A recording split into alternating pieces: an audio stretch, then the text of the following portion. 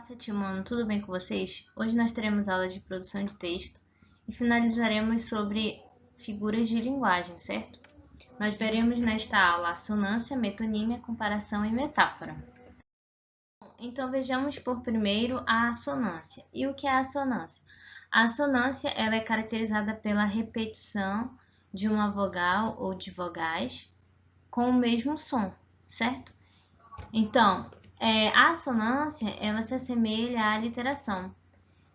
Enquanto a literação ela é a repetição de consoantes, a assonância é a repetição de vogais, certo? Então vejamos aqui o exemplo que eu trouxe a vocês em que há a repetição de uma vogal. Verdes mães, cavalinho de flecha. Eu quero, sou mulato, nato, no sentido lato, mulato, democrático do litoral. Observem como a repetição, certo, da vogal O e que possui o quê? O mesmo som. Mulato, nato, quero, sentido, no, democrático, certo? Então, observem como a assonância ela é de fácil identificação, certo? E nós finalizamos, então, as figuras de linguagem que estão associadas à sonoridade do texto, certo? Do poema. Quais são elas? Aliteração, onomatopeia, paranomásia e assonância. E agora nós veremos as que dão expressividade ao texto. Quais são elas? Metonímia, comparação e metáfora, certo? Então vejamos a metonímia. E o que é a metonímia? É a substituição de uma palavra por outra, em virtude de existir entre elas relação facilmente identificável. Então a metonímia ela é caracterizada pela substituição de uma palavra por outra, e eu consigo entender que há essa substituição porque há um ponto em comum entre elas, certo? A metonímia ela pode ocorrer por efeito pela causa, continente pelo conteúdo, marca pelo produto, autor pela obra e assim muitos outros. Então nós vamos ver o efeito pela causa, continente pelo conteúdo e autor pela obra, os exemplos que são dados aqui no livro de vocês. Primeiro exemplo, devemos respeito a seus cabelos brancos. Aqui, cabelos brancos substitui velhice, certo? Ou seja, um efeito e uma causa, certo? A velhice causa o cabelo branco, certo? Então, eu consigo perceber aqui a metonímia de efeito pela causa, certo? Simples. Eu poderia dizer devemos respeito à sua velhice, mas aqui no caso substituiu pelo que? Cabelos brancos. Há um ponto em comum, certo? A ideia, nós entendemos que quando alguém faz essa referência, é dizer que a pessoa mais velha associa logo ao que? Cabelos brancos. São ideias, então percebam que aqui há o efeito pela causa. Simples, certo? Agora vejamos o outro exemplo, continente pelo conteúdo. Tomamos um refrescante copo de água, certo? O que se toma é o conteúdo e não o recipiente. Nesse caso, ocorre metonímia do continente pelo conteúdo. E qual é o continente? É o copo, certo? E o conteúdo é a água. Então, quando eu falo tomamos um refrescante copo de água, há a metonímia do continente pelo conteúdo, certo? Por quê? Porque eu sei que o que eu estou ingerindo não é o copo, mas a água. É feita essa associação, certo? Agora vejamos do autor pela obra. Não lia, portanto, o negrinho do pastoreio, o que já preparava o terreno até para eu deixar de ler Machado de Assis ou Dalton Trevisan. No trecho C é estabelecida uma relação de afinidade entre os autores e suas respectivas obras, ou seja, citam-se os autores para se referir às obras. E assim eu tenho a metonímia, o quê? Do autor pela obra. Quando eu digo, ele gosta de ler Machado de Assis. É possível eu ler Machado de Assis? É certo que Machado de Assis é um autor? Não, eu estou me referindo ao quê? A obra de Machado de Assis. Então, há a metonímia aí do autor pela obra. Há também, como eu disse anteriormente, de marca pelo produto. Se eu digo, eu comi um Bob's hoje. Eu não comi a marca Bob's, eu comi o alimento que é feito pela loja, certo? Que eu entendo, é a associação, é essa associação que eu consigo entender de que eu não comi a marca, mas o alimento que é feito por ela, certo? Então, isso é a metonímia, quando eu substituo uma palavra por outra e existe o quê? Uma relação entre elas que eu consigo identificar.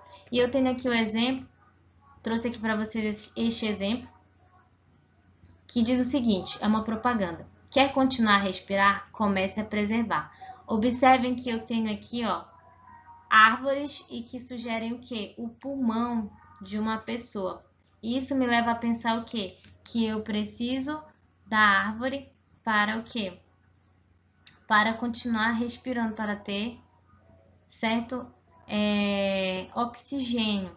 Então, aqui eu entendo que eu preciso preservar para que eu continue vivendo, certo? Para respirar.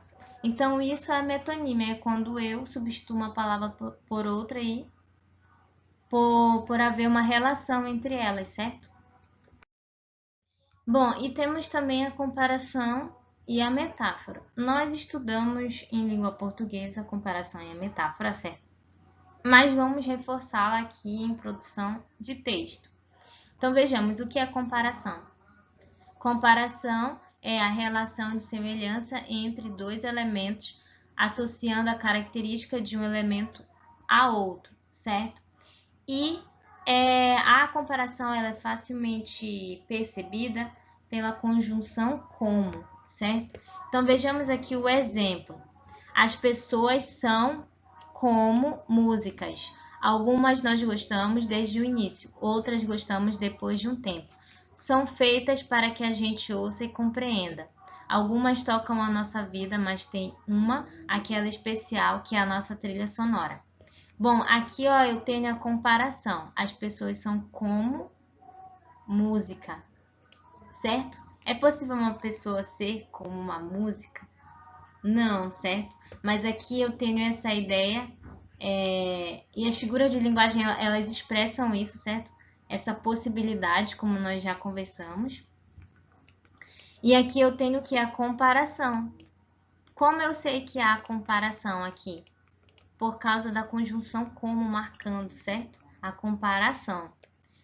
E eu também tenho o que? Metáfora. E o que é a metáfora? A aproximação de elementos diferentes por meio de características comuns aos dois, certo?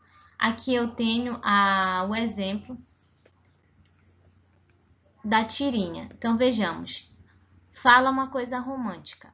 Meu amor é uma caravana de rosas, vagando num deserto inefável de paixão. Uau, agora traduz. Aí você está querendo demais. No segundo quadrinho, eu tenho que uma metáfora. Por quê? Porque o ratinho diz o seguinte, que o amor dele é uma caravana de rosas vagando num deserto inefável de paixão. Ele descreve o amor de uma maneira diferente da qual comumente nós descreveríamos, certo? Então, ele diz que o amor é uma caravana, é como se fosse várias rosas, certo? E que estivessem vagando. Ele descreve o amor de uma maneira diferente. Isso é marcado o quê? Pela metáfora. Ele aproxima dois elementos que são diferentes, certo? Rosa, caravana, deserto, certo? Com uma característica em comum, que seria o quê? O exagero. O amor é algo que é grande, certo? É grande, está associado à imaginação, a algo que está além da compreensão. Então, nós conseguimos fazer essa interpretação por meio da metáfora, certo? Vejamos também no livro de vocês o exemplo que há, certo, de comparação e metáfora, na página 63. Comparação. Olha que o amor, Luciana, é como a flor que não dura demais. Aqui eu tenho que a comparação marcada pela conjunção como, certo? Em que é feita uma associação da flor com o amor, certo? Que ambos não duram tanto. Então, a comparação ela é semelhante à ideia da metáfora, certo? Só que a comparação nós conseguimos fazer a diferença porque a comparação ela é marcada pela conjunção como e a metáfora não há a espécie de comparação, mas é como se fosse a aproximação, certo? É como se eu digo algo como outra coisa, é dizer algo como outra coisa, não compará-lo. Então vejamos aqui o exemplo de metáfora do livro. O medo é uma linha que separa o mundo. O medo é uma casa onde ninguém vai. Então observem que ele não compara o medo a uma linha que separa o mundo ou uma casa onde ninguém vai. Ele diz que o medo é uma casa aonde ninguém vai e que o medo é uma linha que separa o mundo. Nós entendemos isso por quê? Porque nós entendemos que isso seja uma metáfora e que há aproximação de elementos, certo? Porque o medo seria algo que nos retrai. Da mesma forma, a linha que separa o mundo, que seria uma linha imaginária, certo? Por exemplo, de território, continente, é algo que também separa, que retrai, certo? E da mesma forma, ele também diz que é uma casa onde ninguém vai. Dá a ideia de que o medo é algo que ninguém quer sentir, que ninguém tem a vontade de sentir, certo?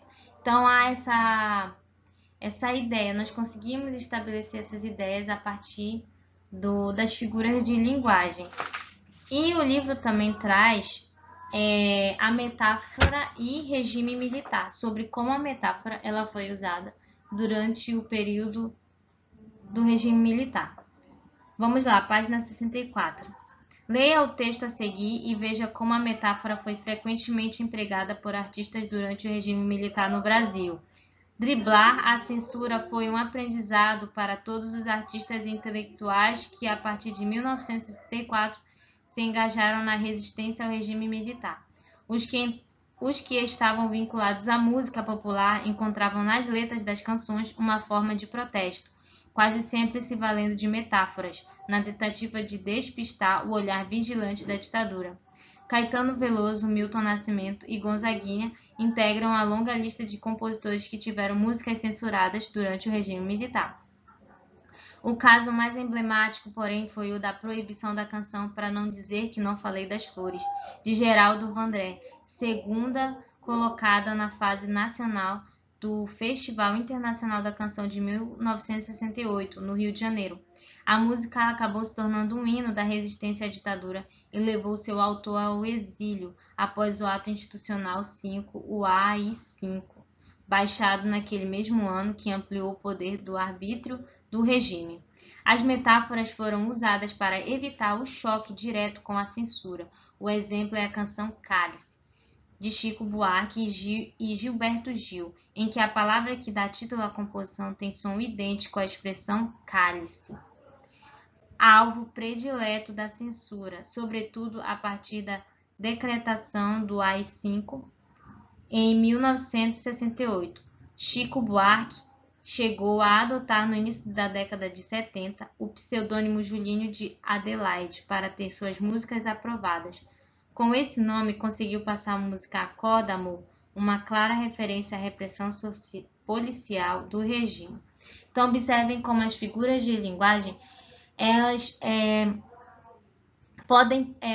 nós estudamos ela hoje, certo? elas são uma forma de expressão do texto, mas neste período aqui, no período de regime militar, elas foram uma arma dos artistas contra a repressão, certo? Então, a metáfora ela funcionou como uma maneira de expressar aquilo que estava sendo calado, certo? Aquilo que estava sendo abafado.